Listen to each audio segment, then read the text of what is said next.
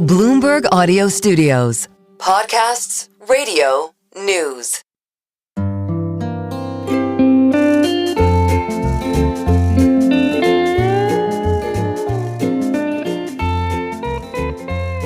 Hello and welcome to another episode of the Odd Lots podcast. I'm Joe Weisenthal. And I'm Tracy Alloway.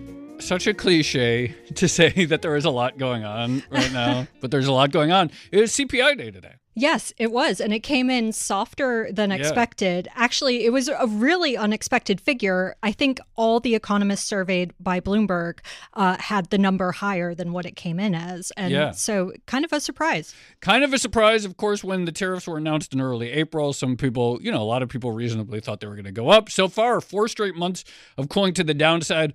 But that means we have A, a lot of just sort of straight up macro uncertainty, and B, a lot of policy uncertainty still between both the ongoing trade discussions and, of course, the one big beautiful bill and what's going to happen on taxes and spending. In short, there is a lot to talk about. We really do have the perfect guest, I think, to talk about all of this. We're going to be speaking with Stephen Miran. He is the chair of the Council of Economic Advisors at the White House. So we can ask him all these questions about the state of the economy and policy. Stephen, thank you so much for coming on Odd Lots.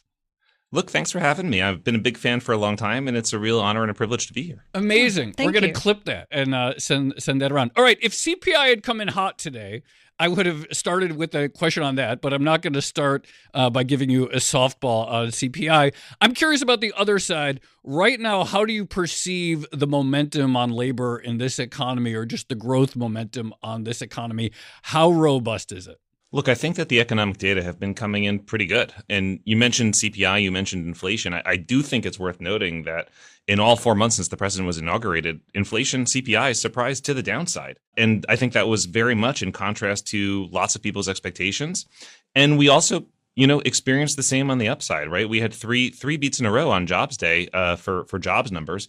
I think that, the underlying economy has been pretty healthy. There has been whipping around of the sentiment data, but I think that the correlation between the sentiment data and the real economic activity has really declined in recent years. The sentiment data are driven by stocks, right, and volatility in financial markets.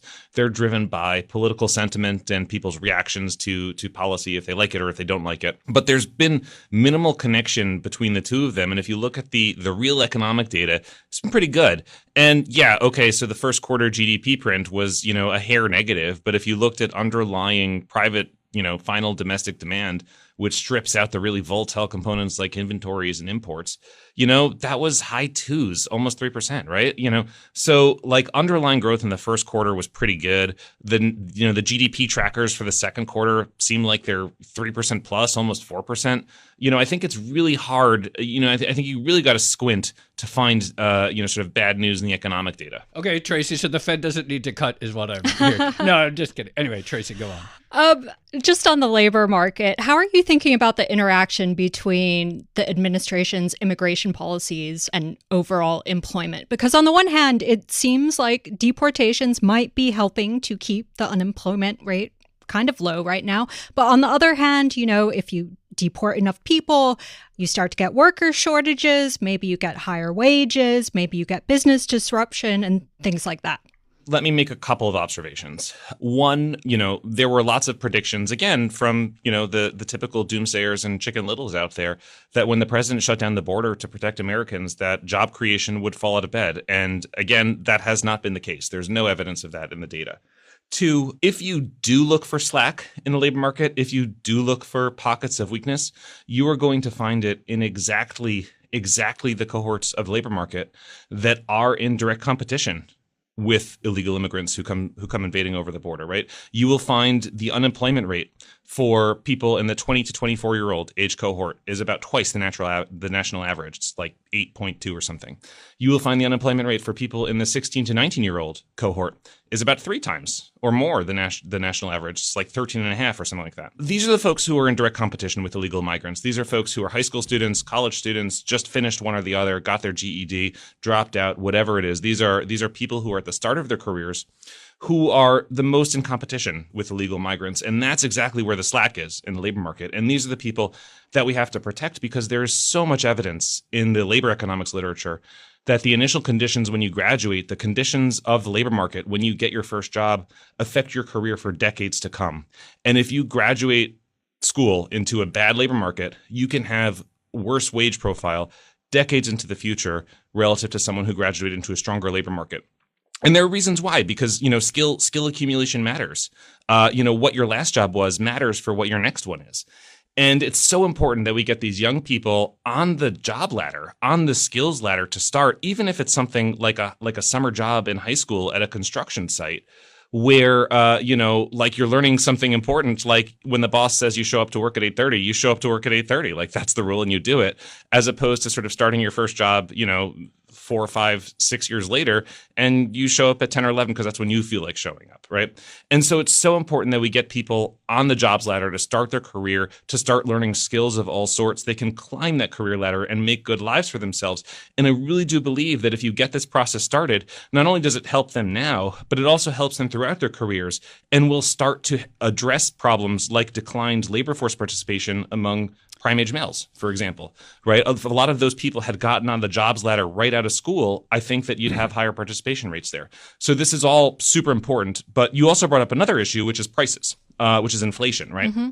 And I think, if you remember a year ago, there was a lot of conversation about how immigration had helped to, quote, rebalance the labor market, and folks of all sorts were praising it for helping to calm inflation. I think that's really wrong because, well, A, I just discussed the slack in labor market being exactly where the competition with the migrants is. But two, if you take a large number of people, right, a large number of new entrants into the country, and you throw them into what is a only sluggishly adjusting capital stock, things like housing, things like hospital and medical care, things like infrastructure and schools, the price or the quality, the price of those things will go up or the quality will go down, which means the quality adjusted price goes up. Put another way, if you throw 10 million new residents into a fixed supply of housing or a only sluggishly adjusting supply of housing, that's going to put upward pressure on rents. And the connection, the empirical relationship between rents and measured inflation is much, much, much, much stronger than the empirical relationship between wages and measured inflation. And so the inflationary effect of throwing millions of new residents into a relatively fixed supply of housing dramatically outweighs the any disinflationary effects through the labor market, which again have come at the expense of these young Americans who are trying to start their careers. So I think that the overall interpretation of these policies in the economics commentariat has been really backwards and really wrong. I think that large scale immigration was pretty inflationary. If you throw a positive population shock into an economy, traditionally it will be inflationary. And there are studies of this in, German reunification. There's been a number of studies about what happened when when East Germany and West Germany reunified, and then you had tons of immigrants going from East Germany to West Germany, and that was very inflationary for West Germany. That type of inflation caused the Bundesbank to start raising rates, which led to the breaking of the Bank of England pound of sterling to the Deutschmark. This is not a new concept. This is a concept that's out there, and I think that a lot of folks have got it backwards. There was also a large fiscal expansion in Germany at that time because they sort of recognized that was needed to integrate the East German economy. But I want to talk about tariffs. Here's a question that I've had for a long time. I hear different goals of tariffs. Sometimes it's about, okay, it's going to bring in this much revenue. Sometimes it's a matter of national security because we can't be so reliant on foreign manufacturing for various reasons. Sometimes it's about jobs, et cetera. Setting aside what the ultimate trade deal look like what are the benchmarks that we should use to see, did these tariffs achieve the goal? What does that look like? Yeah, so this is another great question, and so I want to point out that there's not just one set of tariffs. There's a lot of sets. There's a lot of sets of tariffs. There's the 301s and the 232s and the IEPA tariffs, and they each have their own particular statutory justification. Some of them are national security. Some of them are unfairness. Some of them are the emergency of trade deficits. So they're all sort of distinct. But if you were looking to sort of thematically look across them and say what are we doing here, I think you'd sort of start to see two broad lessons. One is imbalances, trade deficits, right? A sustained, accumulated series of trade deficits, international imbalances, will lead to economic vulnerabilities. It will lead to financial invulnerabilities. It is unsustainable. If it keeps on going, it leads to places that aren't great. On top of that, it's unfair to American workers and firms. It puts them at unfairly uncompetitive ground. It disadvantages them relative to our trading partners. And there's a real element of fairness. There's a real element of sustainability economically and financially. And the idea that we should start addressing those imbalances, sort of is a strong driver of what's going on is a very primary driver of what's going on with the tariffs. And by the way, if we address those imbalances, if we bring those imbalances down, it creates more balanced trade, which is more sustainable. Right? It will create more resilient, more robust trade. And more trade, by the way. If other countries open their markets to our products, it will be a world of more trade, not less trade, but more balanced trade. And that will be more resilient, more sustainable, and actually increase the longevity of the global trading system, which I think is something we should, which I think would be a good thing. The other thing that's really going on is, as you said, national security. It's really important that the United States be able to defend itself, its alliance partners, preserve open shipping lanes without having to rely on strategic adversaries or hostile countries for key parts to do that. Mm-hmm. If we have to rely on a country like China or somebody else for key parts to make bullets or tanks or satellites or other things that we need to keep our people safe, it's not a good situation. We don't want to have to ask permission to keep ourselves safe, right? We want to be able to keep ourselves safe on our, out of our own power to do so. And so one thing that a lot of people say to me is, well, why don't you just balance the international deficits with services? And I think that you really have to think about national security here too. I think that services are great, and I love that the United States is, the world's biggest exporter of services, and I want to sell as many services as we can, right? Like that's fabulous. We should do more of that. But selling services doesn't address the national security dilemma because you need manufacturing too. And if you think about it, the United States just took steps to open the Red Sea to shipping, right? We don't really ship through the Red Sea. It's our trading partners that, largely speaking, ship through the Red Sea. But we took, we exerted kinetic force to open it. We needed a robust manufacturing sector to do that. We will continue to need a robust manufacturing sector to do that. No amount of selling financial services or of selling internet advertisements or of selling legal services will be able to open the Red Sea. You need kinetic force. And so it's not a case of one or the other. It's a case of diversification and both, and saying, yes, services are good, services are important, but we also need to be thinking about manufacturing for the sake of being able to defend ourselves and our alliance partners and keeping shipping lanes open.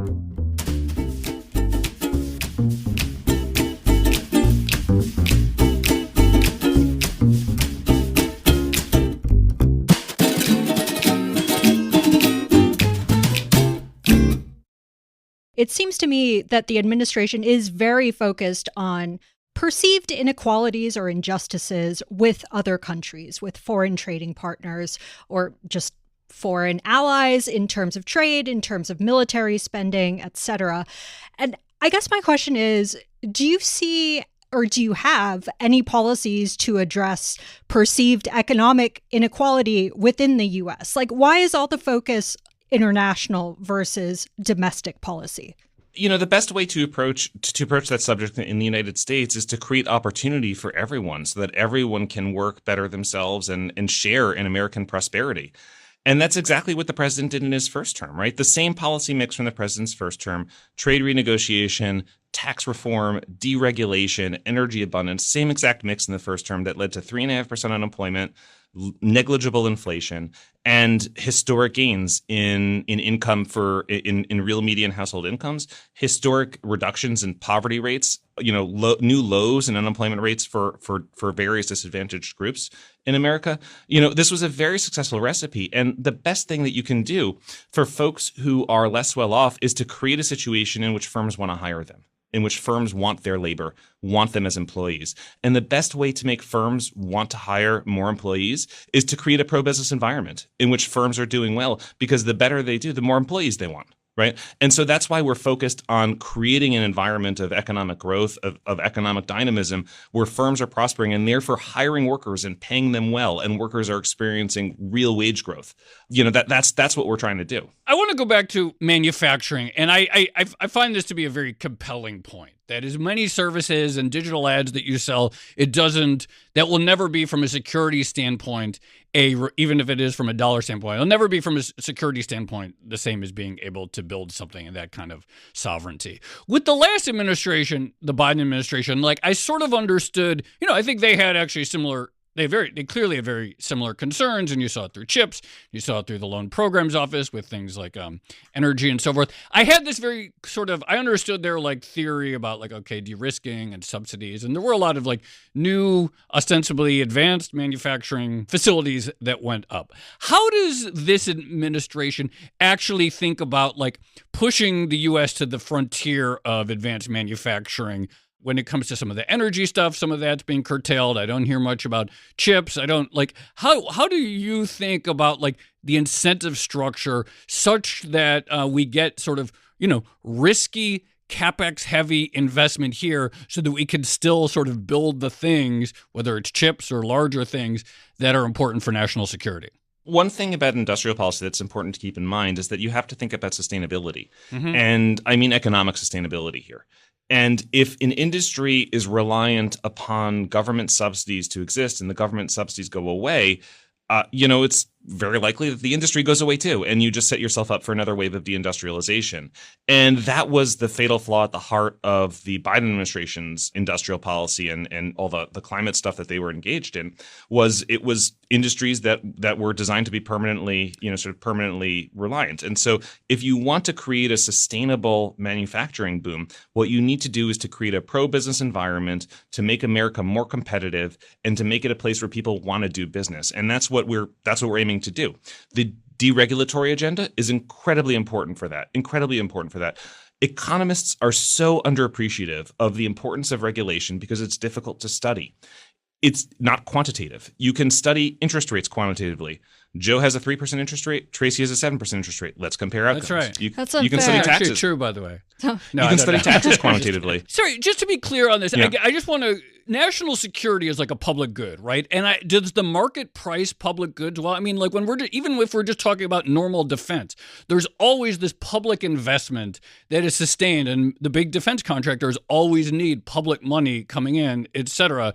And so when you talk about this national security element to spending, I get your point about sustainability. But when we're talking about this, isn't there always going to be sort of a level of public backing that's necessary when it comes to something like securing the national security? Oh, there absolutely will be, and that's national security is forever, right? And so there always will be the primary element of the government backing this stuff, and that's going to continue. Also, industrial policy, I think, tends to be more successful with national security because we have a better idea of what works and what doesn't work than someone in a government trying to predict consumer preferences 10 years from now. That's really hard. It's hard to predict what consumers are going to want 10 years from now, this type of car, that type of car. But it's much easier to listen to the military and say, we need this weapon or our soldiers are going to have trouble. Right. And so that it's easier to pick winners and losers as well. And there will always be government backing for national security. You can sort of do things to ensure more of that supply chain becomes domestic. And I would expect that you see that type of thing over time. I think we have to tie this back together to the overall policy program, making America a more competitive place to do business, a better environment to do business in. And some of the tax incentives that are in the big, beautiful bill for investment, like full equipment expensing, full R&D expensing, full expensing of new factories, these are very substantial incentives to invest in manufacturing capacity in America. If you look at the academic research, the paper by Goodrow and Zwick et al. From a couple of years ago, they found that the full expensing was the best bang for the buck in terms of incentivizing investment, right? So the combination of cutting the red tapes that firms can do what they want without begging permission from Washington, creating very strong tax incentives for investment, creating energy abundance to make it cheap to do stuff, opening foreign markets to American products, that American products are more competitive. This is a very powerful overall combination for saying that America is a good place to do manufacturing and America is a good place to do business. Well, let's talk about the big, beautiful bill for a second. And one of the things that has really caught the market's eye is this Section 899 idea, which would basically tax foreign holders of U.S. bonds. So I've seen this described as a retaliation tax that's targeting countries with which the U.S. again sees them as having unfair tax policies. And so I'm curious, what exactly is the strategic goal of this provision? Is it mostly to try to incentivize foreign governments to maybe change their tax policies so as to make them better or more beneficial to the U.S.? Or is it a revenue generator at a time when, clearly the deficit is getting bigger and people are worried about that? Or is it maybe a first step, a tiny step to revamping the role of the U.S. dollar in the global financial system? What is it exactly? This provision is about the OECD global minimum tax and us trying to prevent American tax sovereignty from being exported overseas. We shouldn't be in a situation in which the taxes that American companies pay can be automatically determined by what's going on in other countries with their domestic tax rates. That shouldn't be the situation. And also, the OECD minimum tax process really disadvantages American firms by its structure and advantages Chinese firms because it's all about how you calculate corporate profits. And many Chinese firms aren't run for corporate profits. They're run for very specific state-directed activities and goals and as opposed to profit maximization. And so this is something that would even further exacerbate competitiveness issues that we suffer. But it's about that. It's also about the digital services taxes. Countries particularly in Europe levy these taxes on digital services that just happen to, by design, have cutoffs that only affect American companies, right? They treat American companies like piggy banks and like free revenue. And it's not fair. And we're singled out and we're targeted. And this is to discourage that activity. If you talk to the Europeans, they'll tell you something like, these companies, these activities, they are not taxed anywhere. And if you're not going to tax it, then we're going to tax it. But that's simply not true because these products are taxed in Europe by the value-added tax in the same way anything else that's sold is taxed with the value-added tax. If you sell a widget or a car or a digital advertisement in Europe, it falls into that scheme. And so it is taxed. And this is something that singles us out. 899 is primarily a disincentive to those activities, right? We shouldn't have our trading partners single out our companies for unfair additional taxation. We shouldn't have other countries try and absorb American tax sovereignty into their own policy, into their own policymaking. This stuff should be undone. And 899 serves as an incentive to undo that stuff, serves as an incentive to remove those unfair policies, the discriminatory policies. And hopefully, I would be happy if it never got triggered because the digital services taxes got dropped and because some, other countries deemed that U.S. policy already satisfied the OECD criteria. That would be a great outcome.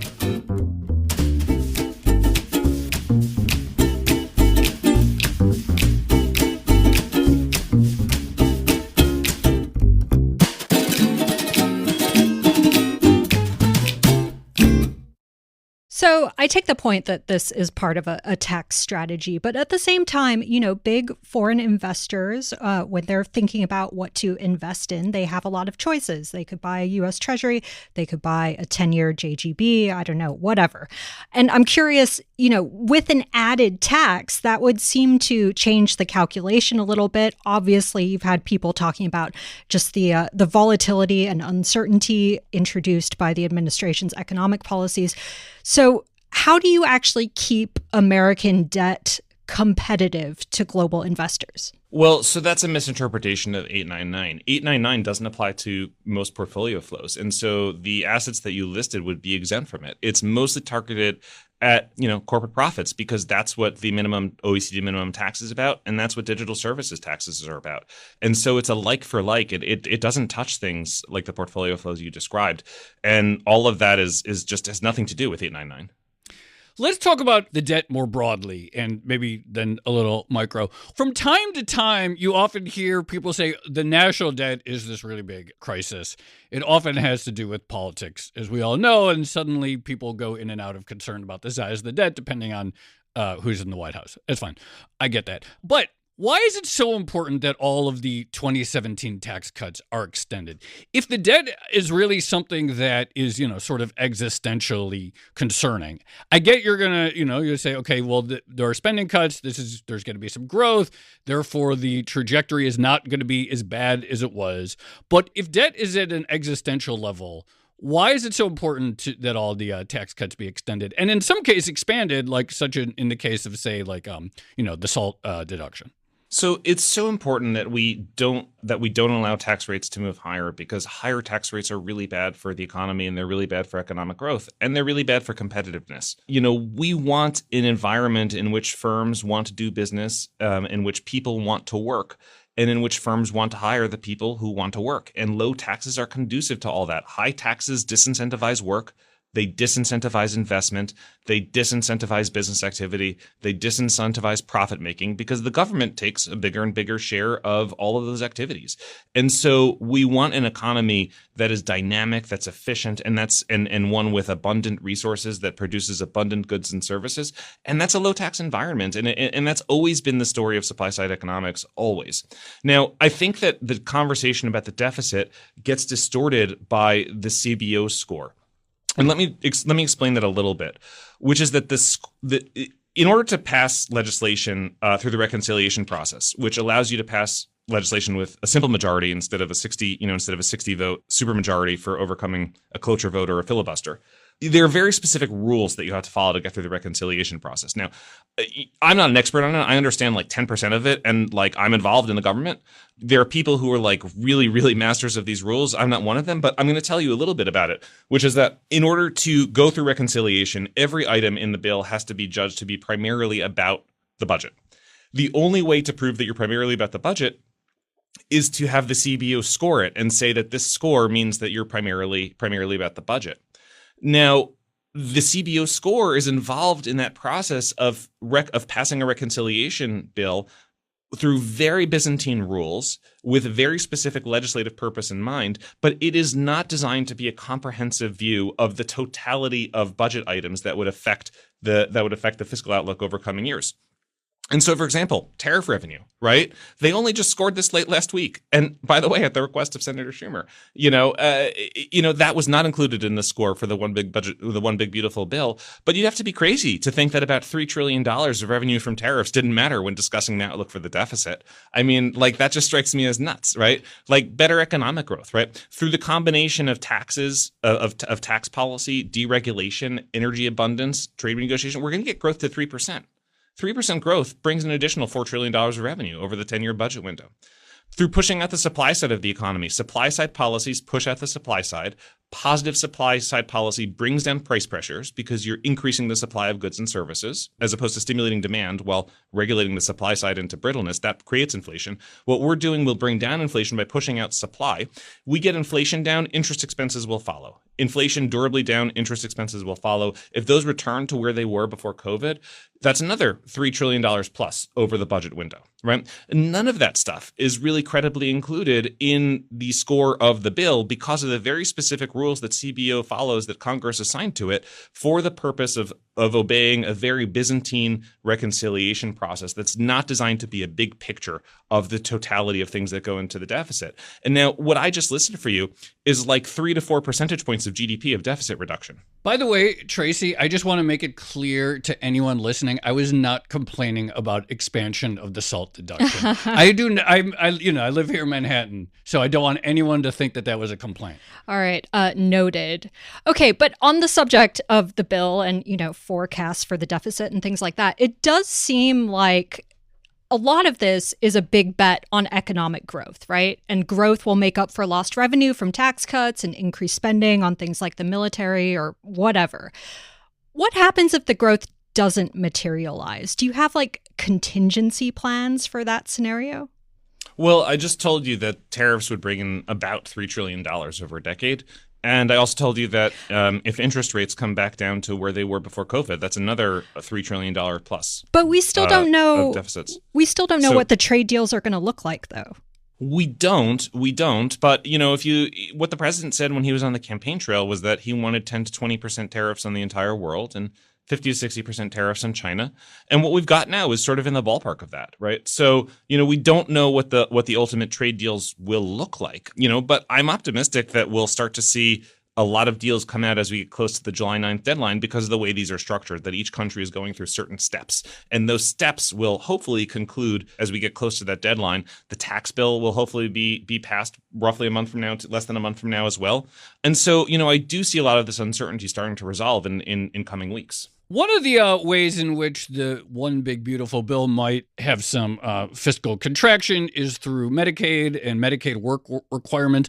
What is the goal there? The academics say that there are very few people who are on Medicaid right now who are just not working. That this is a lot of extra paperwork, et cetera. That there is not some big block out there of people who could be working but aren't, and collecting Medicaid, and they say, okay, well, this will just end up through paperwork and other hassles. People will lose their insurance due to the difficulty of increased difficulty of accessing it. What is the goal? Is it about getting more people in the workforce, or is it about shrinking the overall spending of this program? Well, they're related. They're related, and there's always moral hazard effects from these types of programs. And what we want to do is slightly improve the trade-off. And I'm optimistic that it'll result in budget savings, and I'm also pessimistic that if the one big beautiful bill doesn't pass and we have a $4 trillion tax hike and a 4% decline and a 4 percentage point decline in GDP, that like many more millions of people will lose health insurance as a result. Like 8-9 million people, I think, might according to the calculations from my team. So it's really important that we not let that happen. So we've talked a lot about the idea of tariffs and uncertainty and the impact on businesses. And you say you're optimistic that, things will get better as deals are announced. And I'm very curious what your day-to-day actually is like as chair of the Council of Economic Advisors, and how much you're talking to, business owners, investors, and people like that. Are you mostly holed up in an office, or are you out and about, meeting local businesses? How does it work exactly? So a little bit of everything. So, you started this off by talking about trade and tariffs. And this is a good time to disclaim that I'm not a trade negotiator, that I run the Council of Economic Advisors, not the Council of Economic Deciders, which is fun, because that means that I don't have the actual responsibility for making for closing it. Nice. There are other people that close it, not me. And of course, the president is ultimately the guy who closes the deal and that comes in and makes it even better at the end. What I will say is that I do a lot of what you said, which is trying to get the administration's economic message, explain economic policy, explain why we're doing what we're doing, as we've been doing right now. And today I've got sort of a total. This is, I guess, my 4th of 6 total speaking engagements today, including four at least we're TV not hits. last. That's good. Yes, no, you're not. And that's a big part of my job is communicating why we're doing what we're doing and what we expect to happen to folks. And then there's a lot of analysis that happens internally too. On a day-to-day basis, the Council of Economic Advisors is really the internal think tank, economics think tank for the White House. And we provide economic analysis and economic advice and economic policy analysis to the president and also to all of the other principals in the administration. And so on a day-to-day basis, we could have incoming from, someone saying, what would the effect of this sanction on that country be to this, commodity? Or what would the effect of, of this change in a tax rate be on labor supply? Or what would the effect of a change in this regulation be on gasoline prices? And that could come in from any quarter at all. And then, of course, the folks who are asking want to talk about it and sort of understand why or what we think could be done to improve or mitigate or whatever it is that we want to do.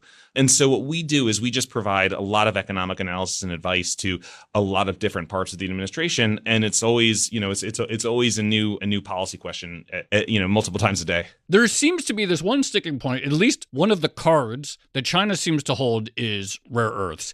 And according to the president in a Truth Social post this morning, they're going to start selling them again. The Wall Street Journal having reported not long after that okay, it's going to be 6 months and they may revisit it. From your perspective, is this the type of thing that the public sector in the U.S.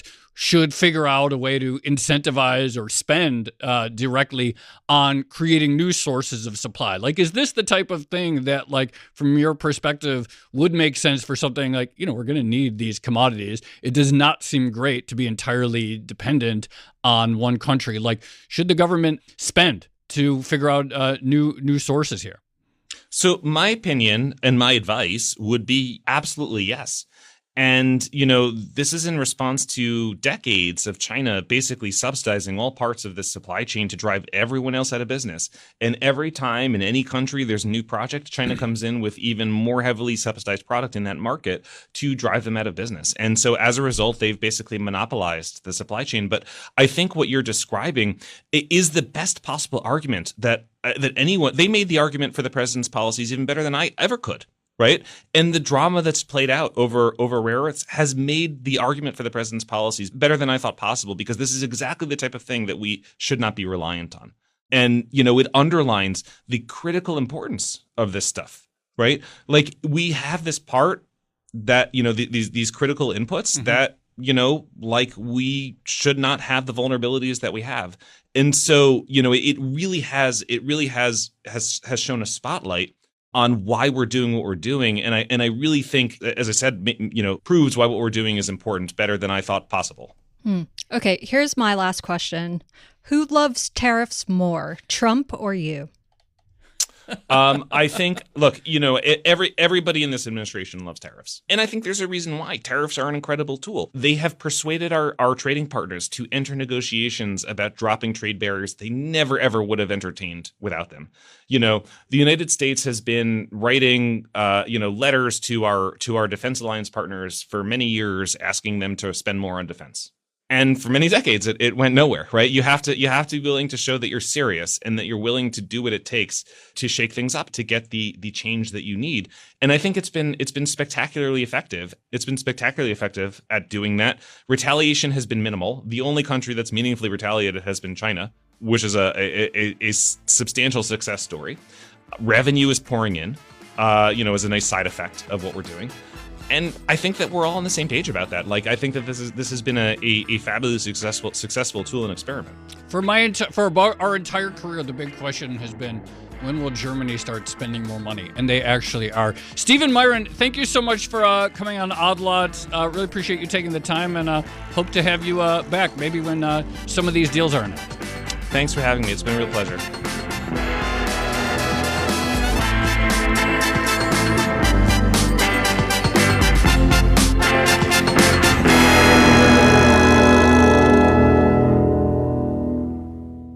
Tracy, I really enjoyed that conversation. One thing that I think is interesting to me is to just sort of, some of the stuff about the philosophy of like, okay, there's all these like goals that are kind of bipartisan at some point in some level, or in very much so, particularly around manufacturing, particularly about Chinese dependence. So interesting to hear the sort of philosophy of like what you do about these issues. Yeah, a couple of things stuck out for me. So one is the importance of tariff revenue in deficit calculations, which, again, like if we're thinking about the trade deals, I wonder if that influences the decision. If forecasts for the deficit are based on a presumption that we are going to be charging tariffs for all these goods, then, I don't know what happens if we suddenly strike like an amazing tariff deal for the U.S. And then the other thing that really stood out to me is, again, like the importance of economic growth in a lot of these calculations. And it really all seems to boil down to that big bet that all of this is going to help the U.S. economy grow even more. And that's going to be the thing that offsets everything else. Yes. And I think like the economic growth through like in theory, like the optimal tax structure in theory, regulatory improvement on the supply side, growth through, greater energy supply. Like these are things that like at this point, by the way, we are recording this June 11th, they seem like they're hard to disprove, right? So you have a lot of these sort of third-party organizations coming out and saying, no, they're not going to, this won't raise growth that much. And then the White House says yes. I think at this point, obviously like none of the forecasters expect a major boon to growth from the one big beautiful bill. But as Stephen argued, like according to him, economists aren't good at forecasting the benefits of deregulation. So it's like, well, maybe we need to revisit it. Yeah. Well, I'm also curious about the time frame, right? Like, so no one's expecting a big immediate boom in economic growth, but like when does it actually start to kick in? And how do you trace it back to deregulation and supply side policies and all those things?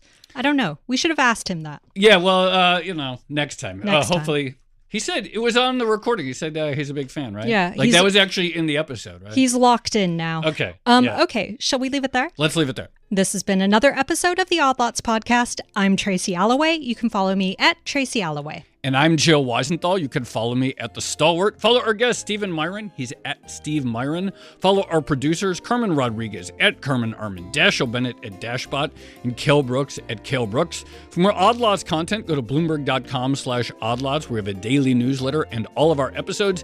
And you can chat about these topics 24/7 in our Discord, discord.gg/oddlots. And if you enjoy Odd Lots, if you like it when we dig into some of the Trump administration's economic policies, then please leave us a positive review on your favorite podcast platform. And remember, if you are a Bloomberg subscriber, you can listen to all of our episodes absolutely ad-free. All you need to do is find the Bloomberg channel on Apple Podcasts and follow the instructions there. Thanks for listening.